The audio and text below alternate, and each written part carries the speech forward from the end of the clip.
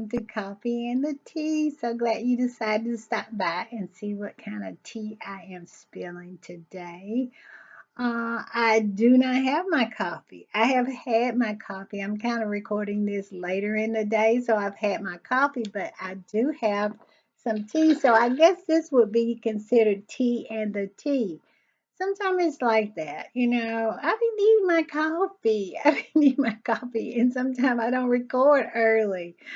So forgive me, and I hope you have your coffee. I hope it's the time of day you're having your coffee. So we'll just go with it like that. All right, let's get some housekeeping out of the way. You know what I'm going to say. If you enjoy my content, please, please, please subscribe, hit the notification bell so you know when I upload, because sometimes I upload at crazy times. And give me a thumbs up for the algorithm. We have to conquer the algorithm.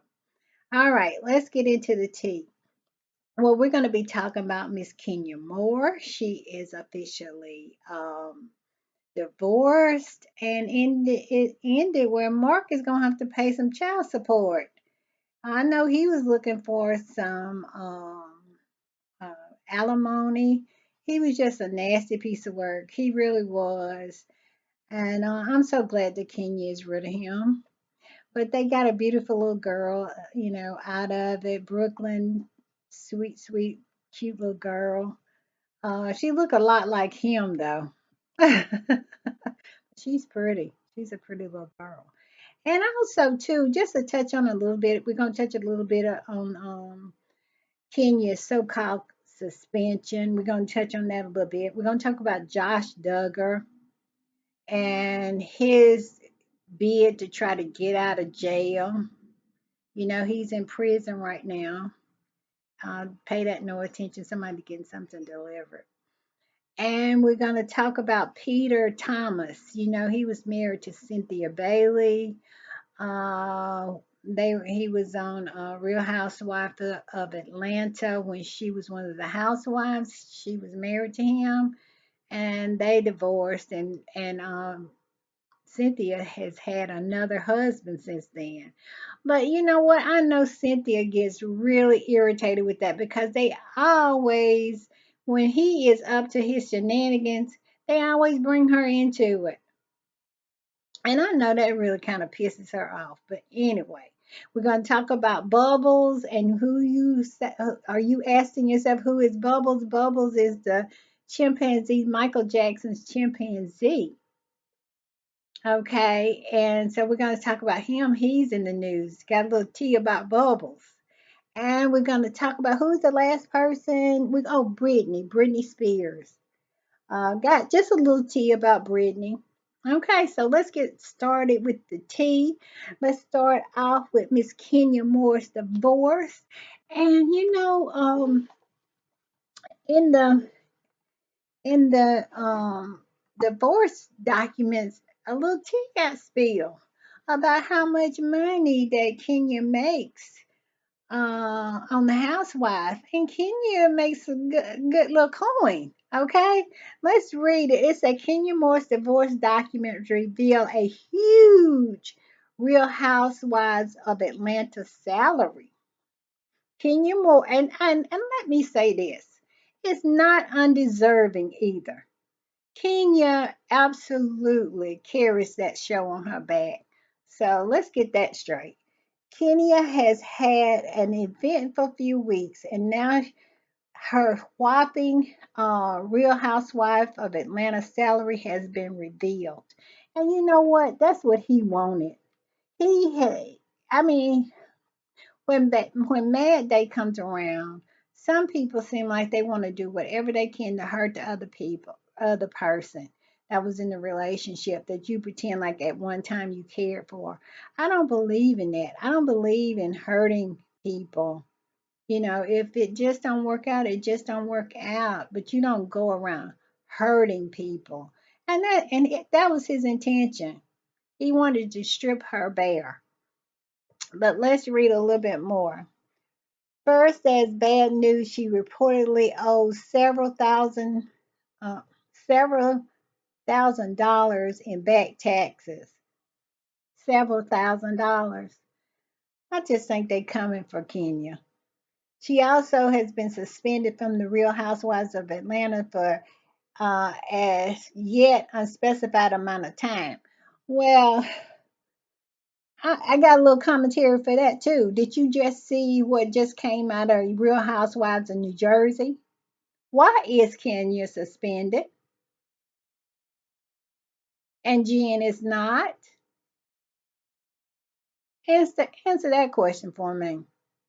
While I'm moving on. Good news is that her ugly, never ending divorce from Mark Daly was finally settled and she doesn't have to pay him any alimony. He wanted some though. She probably really looked out there because recent court documents show that her Real Housewives of Atlanta salary is pretty gone with the wind fabulous. Radar Online obtained the court documents filed during the Kenya's messy 3-year long divorce from Mark. And see, he wanted all this information out just to hurt her, and try to get her dollars. Trying to. According to the documents, Kenya earns $89,050 monthly from Real Housewives of Atlanta. That totals just over $1 million a year. Not that Real Housewives of Atlanta is filming all 12 months of the year. I mean, Kenya deserves her coins. Who, if anybody deserves their coins on that show, is Kenya. The filing indicates that Mark makes $5,000 per month. Kenya makes $89,000 a month. Mark makes $5,000 a month. And he was up there showing his fair tail and should have been taking care of his wife. When you know what I'm saying, when you look at the salaries, come on now, Mark. It showed, and he showed his fair tail when he was on the Real Housewives of Atlanta. And Kenya did everything she could to salvage that marriage. You could see she even changed her personality around a lot. And especially when they was having that benefit, um, it was like a for I think I can't remember what it was for, but it was like a gala or something like that. He showed his fair ass. He did, and I knew right then and there that that marriage was not going to work. It was ridiculous. But anyway, so he makes $5,000 a month, and despite Kenya's high income, Mark agreed to pay $2,000 a month in child support plus an additional 1,000 for a college savings account for the 5-year for their 5-year-old daughter Brooklyn. I tell you what, Kenya won all the way in that. All right, he he makes 5,000. He gonna have to give two of that 5,000 to Brooklyn for child support. So that's gonna leave him with three. And then he got to turn around and do another 1,000 for the college fund. So he is going to be living off of $2,000 a month. He should have stayed where he was at. He should have stayed exactly where he was. Of course, this could all change given Kenya's cushy job might be on the line. Kenya indefinitely suspended from Real Housewives of Atlanta after allegedly displaying an explicit poster of newcomer Brittany Edie at Kenya Salon opening party and the tax man. Well, it's for a few $1,000s, but come on now, come on now. We just saw the whole thing with that went down in New Jersey. Why is Kenya suspended? Just asking. Moving on. We're going to move on to Mr. Peter. Peter. When I first met Peter, when he first came on The Real Housewives of Atlanta, marrying Cynthia, I knew Peter was nothing but trouble and was going to be nothing but trouble for Cynthia. And that's exactly what he has proven to be. Nothing but trouble. And even after their divorce, like I said, Cynthia has had a whole nother husband and divorced him since Peter. But yet and still they want to continue to connect the two. But Peter was always a grifter, a con artist, um, a showboat with no boat. That was Peter. When him and Cynthia was going to get married and all that, and Cynthia's mother and sister, neither one wanted her to marry him, and tried everything they could do and hid the marriage license so it couldn't be signed, because they could see what everybody else could see, that Peter was somebody who was going to do nothing but go blow through her money with all his grand ideas of the nightclub here and the night. He wanted to be the boss of a nightclub where he could walk around and women, have access to women, and you know that was Peter. And then he stayed in women's business a lot too. I never was a Peter's fans when he was on, and that's when I was really watching the Housewives of Atlanta back then. I just never was a Peter's fan. Never was. And I was really glad when Cynthia decided to divorce him, because he, as far as I'm concerned, was a waste of time. And he's proving me right every day. So Peter is in tax trouble with the IRS. Peter ain't paid no taxes to nobody.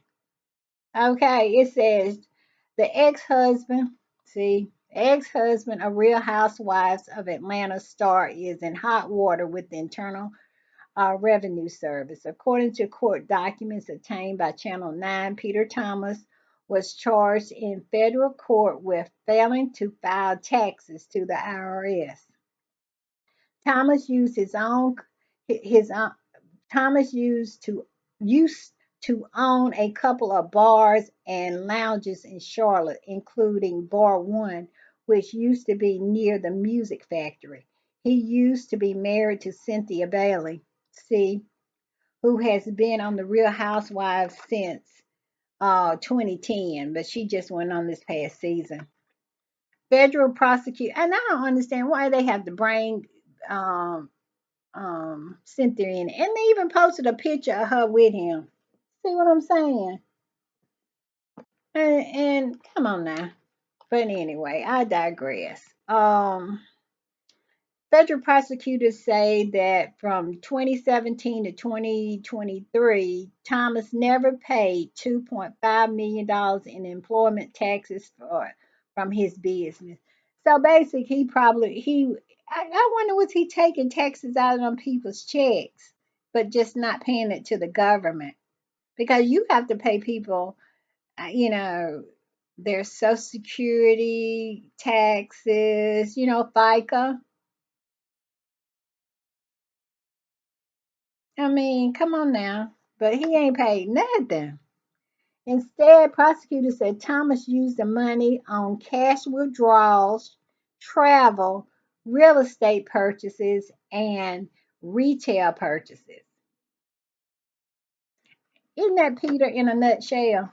I knew that was who Peter was when he was married to Cynthia. That's the reason Cynthia had to get out of there. I mean, it was, everybody could see it except her.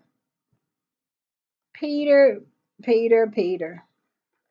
On Monday, Thomas posted a social media On Monday, Thomas posted on social media appearing to take responsibility for the charge. I did some wrong that I have to make right, Thomas said on social media. I have to stand up. I have to be accountable. I have to be responsible. I have to pay my debt. You better be hoping that that's all you have to do is to pay your debt, because it is plenty of people that went to jail for stuff like that. Well, I mean, famous people that went to jail for avoiding taxes. Wesley Snipes is one of them. Sure have. He went for a good little spell.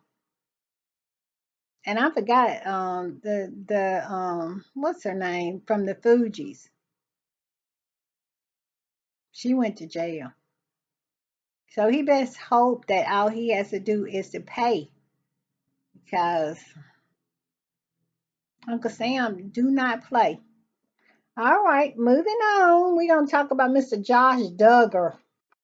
If you don't know who Josh Duggar is, his family had that show on TLC, 20. Well, I don't think they got to 20 kids, but I think it started at 14 kids and counting. And by the time they ended the show, it was 19 kids and counting.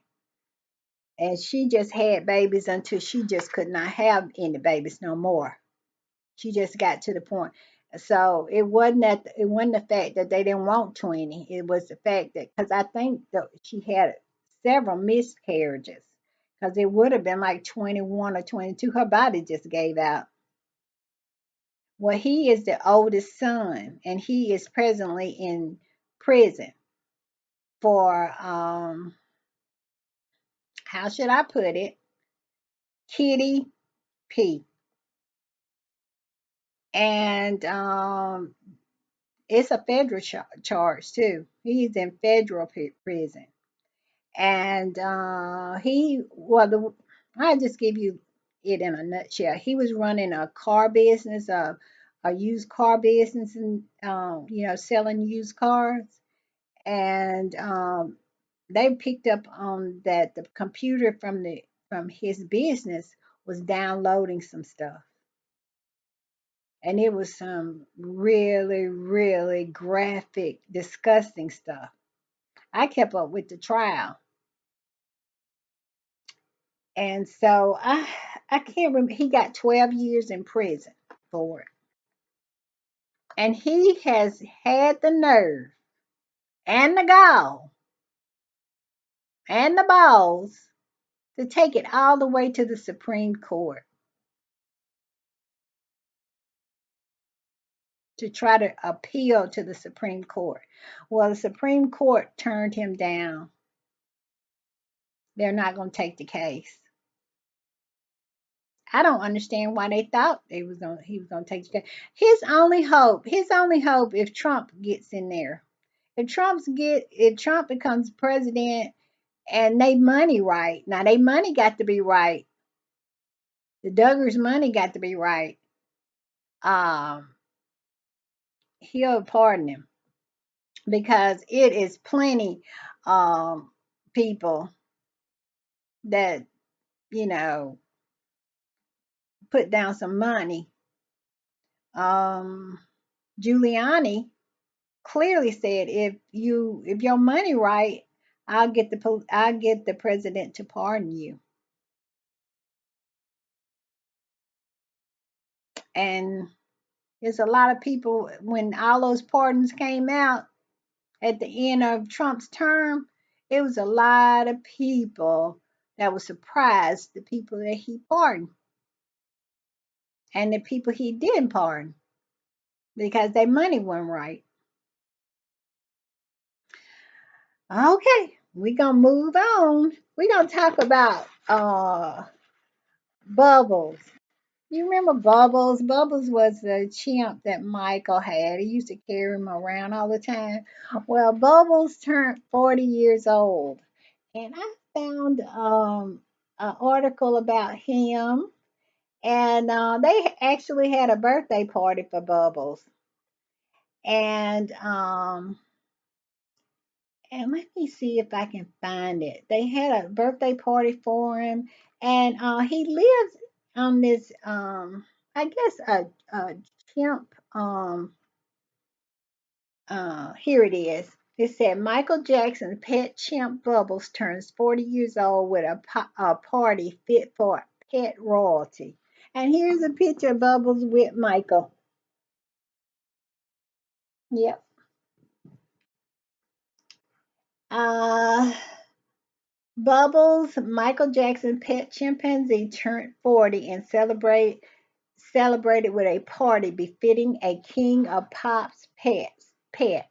He did get a cake, but it was a specially ape healthy cake made of bananas, they say.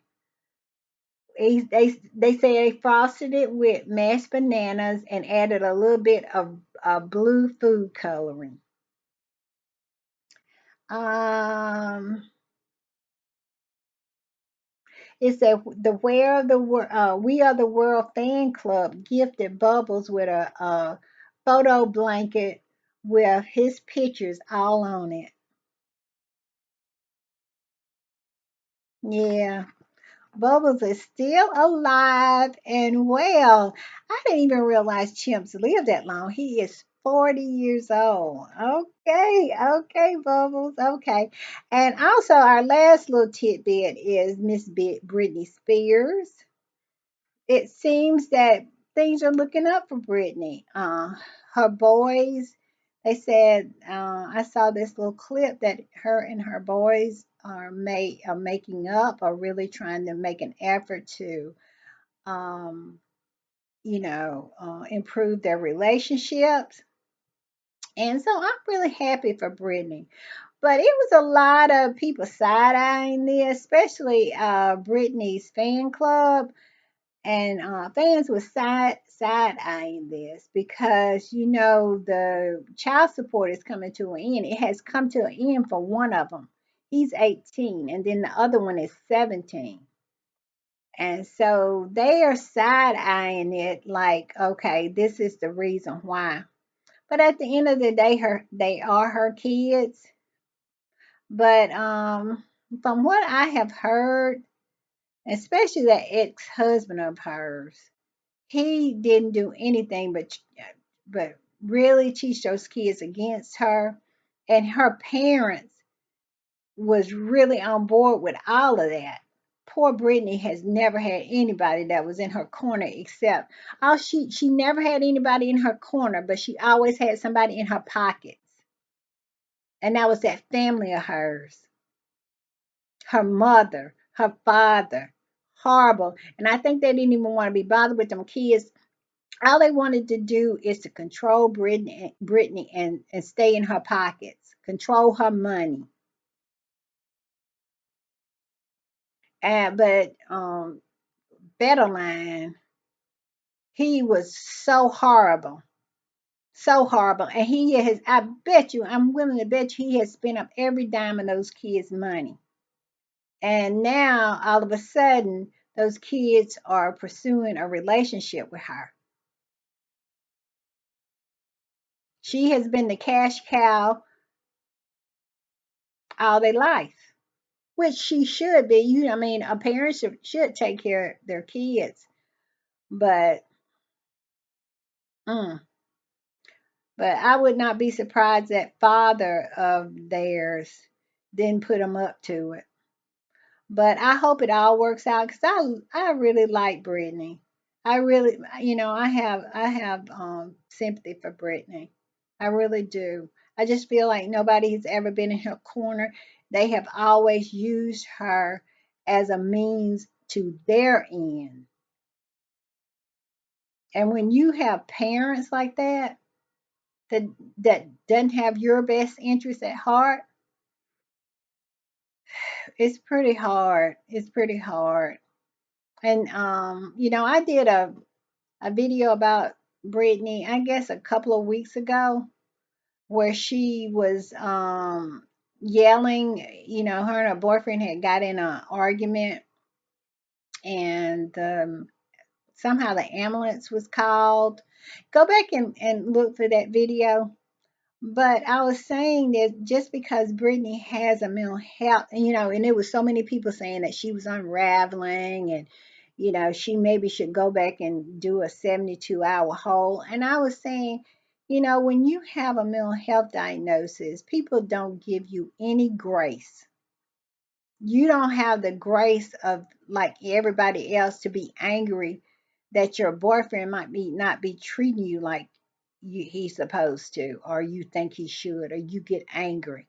You don't have the grace of being able to have all the regular human emotions as anybody else, and anger is one of them, without somebody threatening you or telling you you're crazy, or you need to be on a uh 72-hour hold, or you spiraling, or you know what I'm saying. So you know prayers up for Brittany. I am rooting for her. I hope she makes it. I really do. It's hard when you don't have anybody that has that unconditional love for you, and she just don't have it. She don't have it. Everybody around her, she pays them. Her family is about, all they're about is in her pocket. I feel for her. All right, we got to do our regular segment of stupid people doing stupid stuff. And as usual, I have a really good one. I mean, it is so good. Oh my goodness. Hold on, let me find it. And y'all have to excuse me because sometimes I have a lot of stuff in my tablet because I be doing other stuff. I be doing other stuff and I have it all in my tablet, but we gonna find it. Here it is right here. And here is our stupid person that does stupid stuff. And there she is. And there is the guy she did it to. All right, let's read. Woman accused of killing sleeping boyfriend with a frying pan box cutter before hiding his body in a makeshift tomb. The body was reportedly hidden in her home for almost a decade. This woman had killed this man with a frying pan and a box cutter, and hid his body in a makeshift tomb for almost 10 years before her roommate turned her in to the police after she allegedly claimed he was buried under the stairs. Okay. A California woman will stand trial for the grisly murder of her boyfriend who vanished without a trace in 2014 before his body was discovered in what the police is calling a makeshift tomb at the woman's home in 2022. So this has been a little while ago. Excuse me for shifting around. Previous unknown details about Eric Israel Mercado apparently murdered was the apparent murder was revealed in San Bernardino's court last Friday, but of course it's been a while ago, where his former girlfriend and suspect Trisha Ann Spicer appeared at a preliminary hearing during which her roommate testified against her. Mercado was reported missing by his family a decade ago, and the case made headlines in August 2022 when Spicer was charged with his murder. At the time, at the time, police executed a search warrant at her home after receiving information of a possible human remains located on the property. Now, If her roommate hadn't have dropped a dime on her, she maybe would have got away with it. But I guess it was Mad Day. You know, on Mad Day, people tell on you. You know, they probably had some kind of beef between them, and it was Mad Day.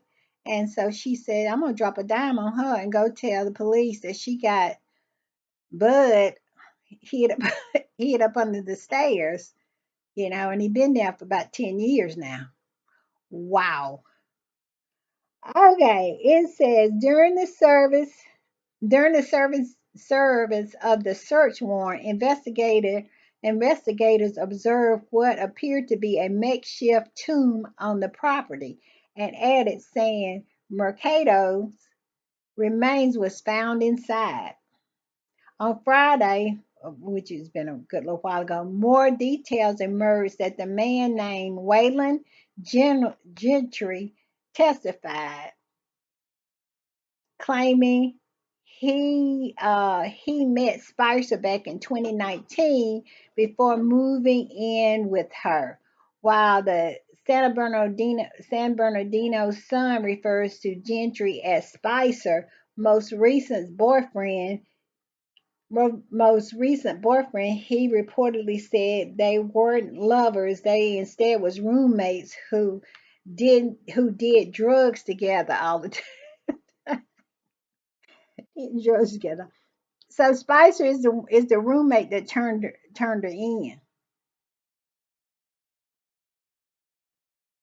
and he said they weren't lovers; they just did drugs together. And I'm telling you, she looked totally drugged out.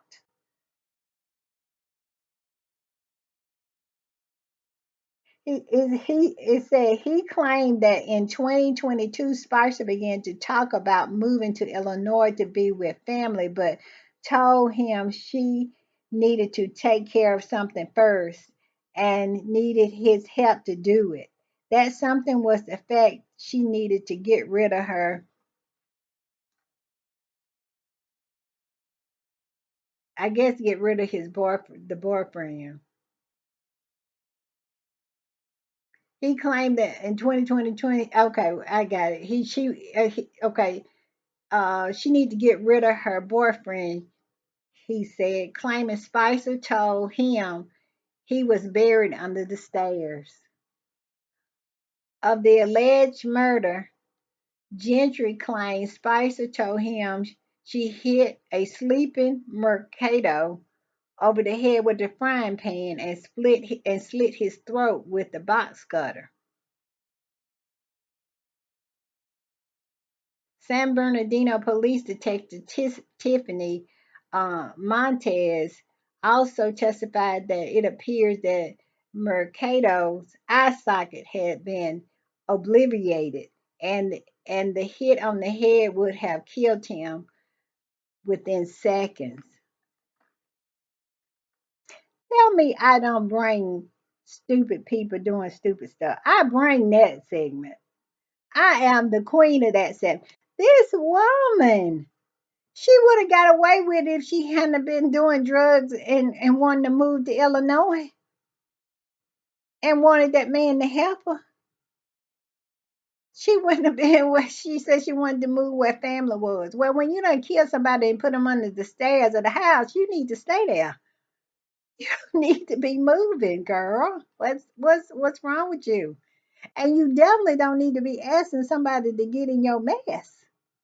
Cause no matter how much he was there, even he said he wasn't her boyfriend. But maybe she had told the police he was. He didn't like her like that. Not enough to get rid of her body. I don't think I know anybody. I don't know nobody except my mama, and she's not here anymore, that I would that even let it roll around in my head to help her get rid of a body. That's the only person I can think of that I would even let it roll around in my head. Is she kidding me? Oh my God. All right, y'all.